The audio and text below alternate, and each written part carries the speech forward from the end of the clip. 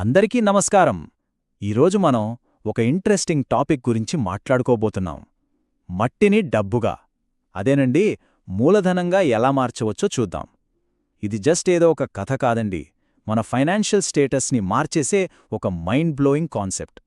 మనం లైఫ్లో సక్సెస్ అవ్వాలంటే మన ఆలోచనా విధానం ఎలా ఉండాలో ఇక్కడ చాలా క్లియర్గా అర్థం చేసుకోబోతున్నాం. Let's get started.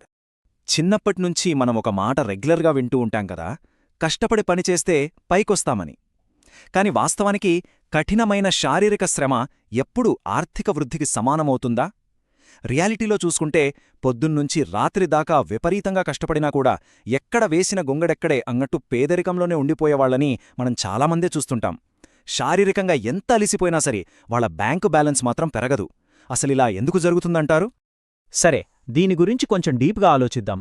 ఇక్కడ రామయ్య అనే ఒక పాత తరం కుమ్మరి కథను తీసుకుందాం. ఈయన ఎంతో శ్రమించి చాలా అందమైన మట్టి పాత్రలు, ప్రమిదలు తయారు చేస్తుంటాడు. రోజుకు ఏకంగా 100 వస్తువులు చేస్తాడండి. దీనికోసం ఆయన పడే శారీరక శ్రమ అంతా ఇంతా కాదు. కాని తీరవాటిని మార్కెట్కి తీసుకెళ్లేసరికి చాలా తక్కువ ధరకే అమ్మాల్సి వస్తుంది. Result financial growth zero. రోజంతా కష్టపడినా పేదరికం అలాగే ఉంటుంది. అంటే ఎక్కువ శ్రమ పడితే తక్కువ రాబడి వస్తున్న ఒక ట్రెడిషనల్ అప్రోచ్కి ఇదొక బెస్ట్ ఎగ్జాంపుల్. ఇక్కడే మన కథలో అసలైన ట్విస్ట్ వస్తుంది. రామయ్య కొడుకు కార్తీక్ ఎంట్రీ ఇస్తాడు. తన తండ్రి పడుతున్న కష్టాన్ని, వస్తున్న తక్కువ ఆదాయాన్ని కార్తీక్ చాలా అబ్జర్వ్ చేశాడు. రోజుకి 100 పాత్రలు చేయడం, వాటిని కారుచౌకగా అమ్మేయడం, ఈ పద్ధతి వర్కౌట్ అవ్వట్లేదని రియలైజ్ అయ్యాడు. అందుకే తండ్రితో ఒక మాట చెప్పాడు, నానా, మనం హార్డ్వర్క్ చేయడం మానేసి స్మార్ట్ వర్క్ వైపు మారాలి అని. దశాబ్దాలుగా వస్తున్న ఒక పాత పద్ధతిని బ్రేక్ చేయడానికి కార్తీక్ ఆలోచనా విధానం ఒక ఉత్ప్రేరకంలాగా ఎలా ఉపయోగపడిందో మనమిక్కడ చూడొచ్చు. ఇప్పుడు ఈ 2 పద్ధతుల మధ్య ఉన్న తేడాన్ని గమనిద్దాం. ఇక్కడ మనకి 2 మార్గాలు స్పష్టంగా కనిపిస్తున్నాయి. ఒకవైపు రామయ్య పద్ధతి. ఇది పూర్తిగా వాల్యూమ్ అంటే క్వాంటిటీ మీద ఆధారపడింది. ఎక్కువ శారీరక శ్రమ ఉంటుంది, వస్తువుకి తక్కువ ధర వస్తుంది. దీన్నే మనం పూర్ మైండ్ సెట్ అనొచ్చు. మరోవైపు కార్తీక్ పద్ధతి. ఇక్కడ క్వాంటిటీ కంటే వాల్యూ ముఖ్యం. తనకున్న అద్భుతమైన స్కిల్తో ఒకే ఒక్క ప్రీమియం శిల్పాన్ని తయారుచేస్తాడు. దానికి మార్కెట్లో భారీ ధర పలుకుతుంది. ఇదేనండి బిలీనియర్ మైండ్ సెట్ అంటే.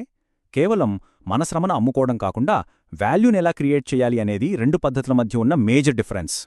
కాని కార్తీక్ ఆ మాట చెప్పగానే రామయ్య చాలా నిరాశగా, మట్టి విలువ అంతేరా, దానికంతకుమించి ఏమొస్తుంది అంటాడు. చూశారా, ఇదే ఫిక్స్డ్ మైండ్ సెట్ అంటే. మనం వాడే ముడిసరుకును బట్టే మన వస్తువుకి రేటు వస్తుందనుకోవడం ఒక పెద్ద అపోహ. మట్టి విలువ ఎప్పటికీ మట్టిలాగే ఉంటుందనే ఆ ఆలోచనే వాళ్ళనిన్నేళ్లుగా పేదరికంలో ఉంచేసింది. కానీ కార్తీక్ ఆ ఫిక్స్డ్ మైండ్ సెట్ దగ్గరే ఆగిపోలేదండి. తను ఒక హై ఇన్కమ్ స్కిల్ నేర్చుకున్నాడు. అసలు ఈ హై ఇన్కమ్ స్కిల్ అంటే ఏంటి అంటారా? చాలా సింపుల్. ఒక మామూలు ముడి పదార్థాన్ని మనకున్న స్పెషల్ టాలెంట్తో ధనవంతులు కోరుకునే ఒక ప్రీమియం లగ్జరీ ఐటంగా మార్చడం. కార్తీక్ చేసింది ఎగ్జాక్ట్గా ఇదే. మట్టితో కేవలం కుండలు, ప్రమిదలు కాకుండా సిటీలో ఉండే రిచ్ పీపుల్ తమ ఇళ్లల్లో డెకరేట్ చేసుకునే అద్భుతమైన శిల్పాలు చేయడం స్టార్ట్ చేశాడు. అయితే ఈ ఐడియాని తను ఎలా ఇంప్లిమెంట్ చేశాడో ఇప్పుడు చూద్దాం. ఇది నిజంగా ఒక బ్రిలియంట్ ప్లాన్. ఫస్ట్, రోజుకు 100 కుండలు చేయడాన్ని ఆపేశాడు. తన ఎనర్జీని, టైంని అంతా ఒకే దానిమీద ఫోకస్ చేసి 1 వారం రోజుల పాటు కష్టపడి ఒకే ఒక్క అద్భుతమైన మాస్టర్ పీస్ని చెక్కాడు. ఫిజికల్గా అలసిపోయే పని నుండి ఒక క్యాలిక్యులేటెడ్ క్రాఫ్ట్స్మెన్షిప్ వైపు తను ఎలా మారాడో చూడండి. ఫైనల్గా ఆ శిల్పానికి సరైన రేటు ఎక్కడ వస్తుందో తెలుసుకుని సిటీలో జరిగే ఒక లగ్జరీ ఎగ్జిబిషన్ని టార్గెట్ చేశాడు. మరి ఇంత పెద్ద డెసిషన్ తీసుకున్నప్పుడు చుట్టుపక్కల వాళ్ళు ఊరుకుంటారా? ఖచ్చితంగా నవ్వుకుంటారు. ఊళ్ళో వాళ్లంతా, వారమంతా కూర్చుని ఒక్క బొమ్మే చేస్తాడా, వీడికేమైనా పిచ్చా అని ఎగతాళి చేశారు. ఇది చాలా కామన్ అండి. మనం హార్డ్వర్క్ బదులు స్మార్ట్ వర్క్ని ఎంచుకున్నప్పుడు ఇలాంటి క్రిటిసిజం రావడం సహజం. పాత పద్ధతులకు అలవాటు పడిపోయిన వాళ్లకి కొత్త ఐడియాలెప్పుడూ కొంచెం పిచ్చిగానే అనిపిస్తాయి. ఇప్పుడొకసారి నంబర్స్ మాట్లాడుకుందాం. 2000 రూపాయలు. అవును, రామయ్య 100 మట్టిపాత్రలు చేస్తే ఆయనకొచ్చే మ్యాక్సిమం ఇన్కమ్ ఇదే. పొద్దున్నుంచి రాత్రిదాకా ఒళ్ళు హూనం చేసుకుని కష్టపడినా మార్కెట్లో ఆ 100 పాత్రలకొచ్చేది కేవలం 2000 రూపాయలు మాత్రమే. మనం శారీరక శ్రమను మాత్రమే నమ్ముకుంటే మన సంపాదనకుండే లిమిట్ ఇదే. కాని కార్తీక్ విషయానికొచ్చేసరికి సీన్ మొత్తం రివర్స్ అయిపోయింది. 50,000 రూపాయలు! నమ్మశక్యంగా లేదు కదో, కానీది నిజం. కార్తీక్ చేసిన ఆ ఒక్క శిల్పం సిటీలోని లగ్జరీ ఎగ్జిబిషన్లో అక్షరాల 50,000 రూపాయలకు అమ్ముడైంది. ఇది మామూలు సక్సెస్ కాదండి. పాత పద్ధతిలో 100 పాత్రలు అమ్మితే వచ్చే దానికంటే ఒకే ఒక్క మాస్టర్ పీస్కి ఏకంగా 25 రెట్లు ఎక్కువ ఆదాయం వచ్చింది. స్మార్ట్ వర్క్కి, ఒక హై ఇన్కమ్ స్కిల్కి ఉన్న పవర్ ఏంటో ఇక్కడ మనకు క్లియర్గా అర్థమవుతోంది. ఇక్కడ మనం నిజంగా ఆలోచించాల్సిన విషయం ఒకటుంది. మార్కెట్ 100 వస్తువుల కంటే ఒకే వస్తువుకి ఎందుకంత భారీ ధరను చెల్లించింది? అసలు ఒక్క వస్తువు మీద 25 రెట్లు రేటు పెరగడం వెనుకున్న మ్యాజిక్ ఏంటి? ఒక్కసారి ఆలోచించండి. రామయ్య వాడిన మట్టే కార్తీక్ కూడా వాడాడు కదా. మరి మార్కెట్ దాన్ని రిసీవ్ చేసుకునే విధానం ఎందుకంతలా మారిపోయింది?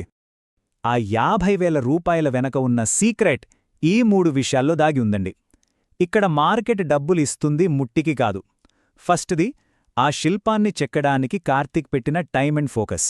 సెకండ్ది, ఆ మామూలు మట్టిని ఒక అద్భుతమైన ఆర్ట్ పీస్గా మార్చడానికి తను వాడిన హై వాల్యూ స్కిల్.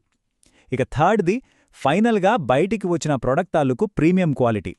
ఈ మూడింటి కాంబినేషన్కే ఆ రేటు వచ్చింది తప్ప కేవలం ముడి సరుకు లేదా కేవలం శారీరక శ్రమకు కాదు అనేది మనమిక్కడ అర్థం చేసుకోవాలి.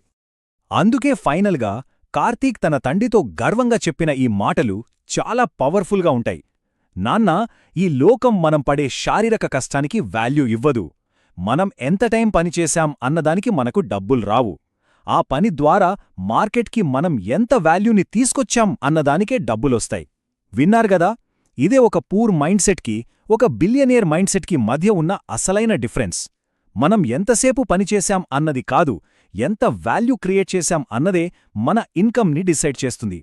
సో ఫైనల్ కంక్లూజన్ ఏంటంటే, ఎప్పుడైతే మనం మన టైంని గంటల లెక్కన అమ్ముకోవడం మానేసి మన స్కిల్తో ఒక వాల్యూని క్రియేట్ చేయడం స్టార్ట్ చేస్తామో అప్పుడే మన ఆర్థిక తలరాత శాశ్వతంగా మారుతుంది. రామయ్య కష్టాన్ని, కార్తీక్ తెలివితేటల్ని విశ్లేషించిన తర్వాత ఇప్పుడు మనల్ని మనం అడగాల్సిన ప్రశ్న ఒక్కటే: మనం ఇంకా మన టైంని జస్ట్ డబ్బుల కోసం ట్రేడ్ చేస్తున్నామా, లేక ఒక హై ఇన్కమ్ స్కిల్ని నేర్చుకుని మన ఫీల్డ్లో ఏమైనా వాల్యూ క్రియేట్ చేస్తున్నామా? ఆలోచించండి. ఇది ఖచ్చితంగా మీ లైఫ్ని మార్చే ఒక టర్నింగ్ పాయింట్ అవ్వచ్చు. ఈ విశ్లేషణ మీకు ఉపయోగపడిందని ఆశిస్తూ మరొక ఇంట్రెస్టింగ్ టాపిక్తో మళ్ళీ కలుద్దాం.